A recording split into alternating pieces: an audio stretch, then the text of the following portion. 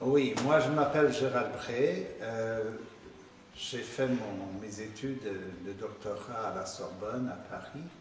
Et depuis, j'enseigne la théologie dans plusieurs facultés internationales. Pendant longtemps, j'étais professeur de théologie dans un collège anglican à Londres. Mais depuis 25 ans maintenant, j'enseigne régulièrement aux États-Unis. Et je viens en France chaque année pour donner des cours aussi à la faculté libre de théologie évangélique à Vaux-sur-Seine, où je me trouve actuellement.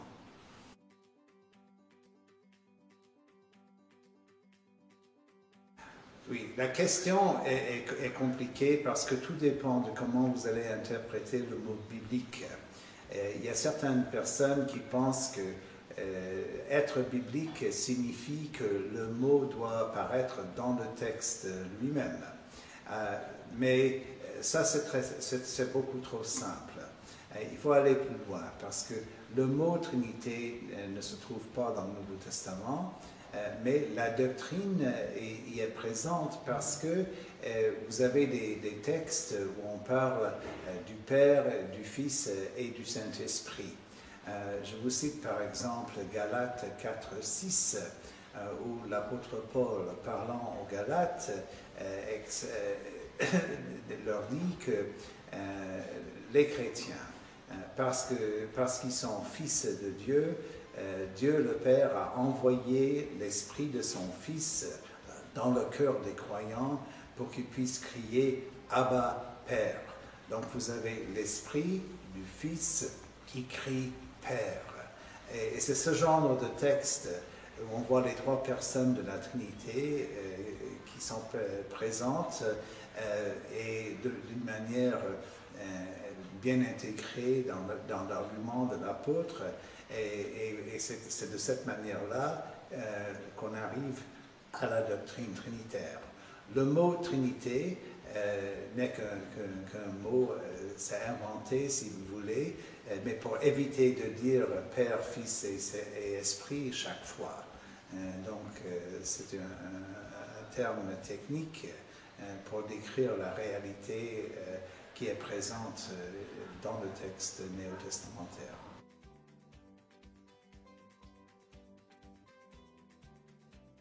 Alors je pense qu'il faut commencer par l'expérience du chrétien. Le verset que je viens de citer, Galates 4, 6, c'est un bon point de départ. Parce que là, vous voyez la présence de l'Esprit dans le cœur du croyant. Un chrétien, c'est quelqu'un qui a une expérience personnelle de la présence divine en lui. Cette présence est manifestée par la voix de l'Esprit qui nous donne la possibilité de prier Abba, Père, comme dit Paul, comme Jésus a enseigné à ses disciples, quand vous priez, priez comme ça, notre Père qui es aux cieux, etc. Et c'est à partir de là qu'il faut comprendre cela, parce que nous avons été adoptés par Dieu comme ses fils, à l'image du Fils unique, Jésus, et cette adoption nous donne la possibilité de prier dans les mots de Jésus, parce que Jésus, quand il priait le Père, priait avec ce terme « Abba » qui veut dire « Père », et c'est de cette manière-là qu'on arrive à imiter la relation de Jésus avec son Père, et en faisant cela, on arrive à avoir l'expérience directe de la communion des trois personnes. Et c'est à partir de là, je pense que c'est la meilleure approche de la doctrine pour un nouveau chrétien, parce que c'est directement lié à son expérience personnelle.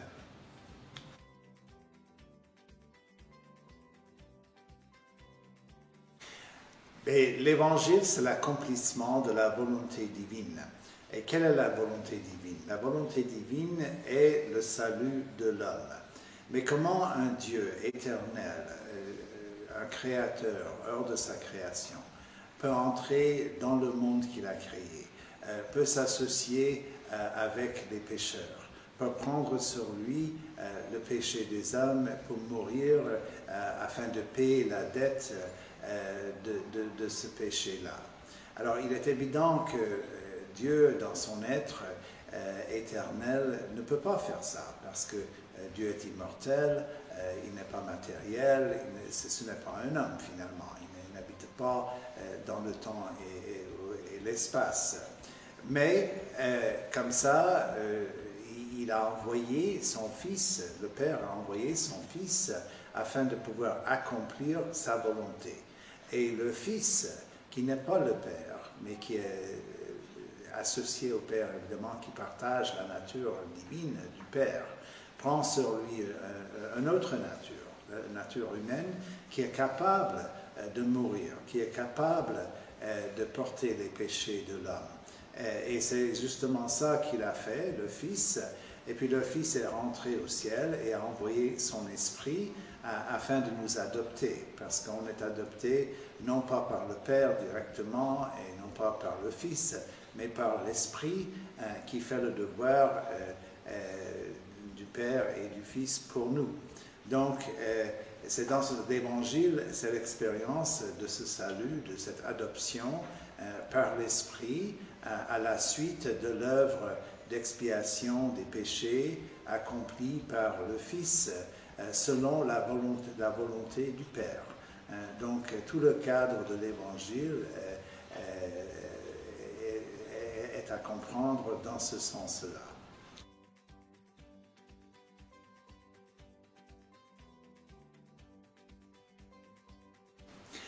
Oui, alors là, la question de la soumission doit être comprise dans le contexte des relations entre le Père et le Fils.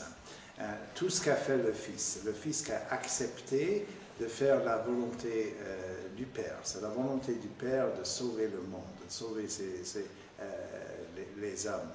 Et le Fils a accepté de faire cela. Ça, c'est sa soumission. La soumission n'implique pas l'infériorité ontologique, au contraire. Parce que si le Fils était inférieur au Père, alors le Père aurait pu exiger l'accomplissement de sa volonté et le Fils n'aurait pas eu de choix. Mais ce que le Fils a fait, il a fait librement de sa propre volonté et cela, il faut comprendre là que le salut qu'il a accompli, c'est sa volonté aussi. C'est la volonté du Père, mais aussi c'est la volonté du Fils. Donc, nous qui ont reçu ce salut, ont reçu aussi la délivrance. On vit dans la liberté. Et on vit dans la liberté des fils, du Fils. Et on n'est pas esclave dans ce sens, on n'est pas inférieur comme ça, parce que le Fils lui-même l'a fait librement. Et donc c'est comme ça, la soumission n'est pas la subordination, n'implique pas une infériorité d'être, mais un accomplissement d'un devoir que le Fils voulait faire par son amour. C'est l'amour du Fils aussi bien que l'amour du Père qui a sauvé les hommes.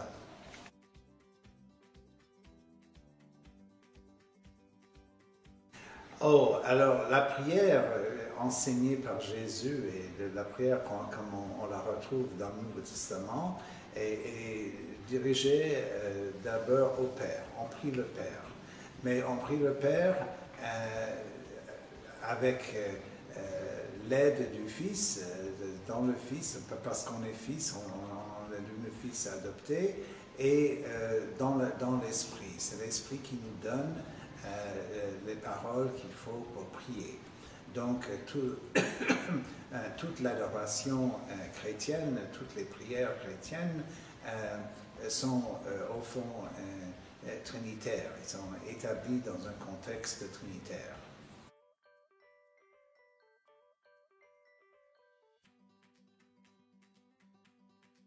Bon, il y a plusieurs livres qui m'ont influencé, mais je prendrai d'abord les textes des pères de l'Église. Alors, le texte fondamental est toujours le livre sur la Trinité, écrit par saint Augustin, et qui résume la doctrine sous plusieurs angles et qui demeure encore aujourd'hui l'un des textes fondamentaux de la doctrine trinitaire dans le monde. Et ça vaut le coup encore aujourd'hui de le lire. C'est disponible en français. Ensuite, pour les temps plus modernes, je conseille la lecture de Jean Calvin, L'institution de la religion chrétienne, le premier livre, le premier tome, chapitre 13. C'est pas très très long, mais Calvin expose d'une manière très claire, très nette, comme il fait d'habitude, l'essentiel de la doctrine trinitaire. Ensuite, pour les théologiens plus modernes, vous avez des travaux des gens comme Karl Barth, évidemment, le grand théologien suisse, qui a beaucoup écrit dans sa dogmatique sur la Trinité. Alors ça vaut le coup aussi de lire. Et en français, vous avez pas mal de travaux aussi.